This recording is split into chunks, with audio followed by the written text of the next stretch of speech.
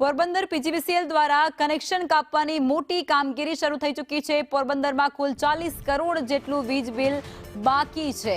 Residential અને commercial તેમજ સરકારી મિલકતોનું કુલ વીજ બિલ બાકી છે તેના આંકડાકીય માહિતી પણ સામે આવી છે। અલગ અલગ ટીમો બનાવી અને અત્યારે કામગીરી હાથ ધરાઈ ગઈ છે।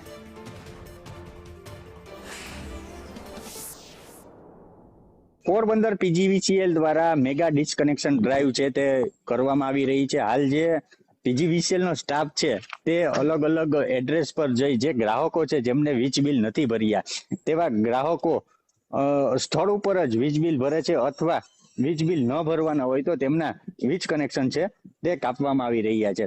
વાત કરીએ કે પોરબંદર જિલ્લામાં 40 કરોડથી વધુના વીજ બિલ બાકી હોવાથી આ મેગા ડિસ્કનેક્શન ડ્રાઈવનું આયોજન કરવામાં આવ્યું છે અને જેમાં નગરપાલિકાના 3.5 કરોડ અને ગ્રામ્ય જે વિસ્તાર છે તેમાં 8 કરોડથી વધુની રકમ બાકી છે। જેમાં કોમર્શિયલ, રેસિડેન્શિયલ અને જે સરકારી મિલકતો છે જેમને વીજ બિલ બાકી છે તેનો પણ સમાવેશ થાય છે।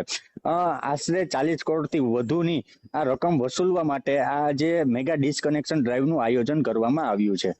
કેમેરામેન રવિ લાકાણી સાથે ઋષિ થાનકી, સંદેશ ન્યૂઝ પર।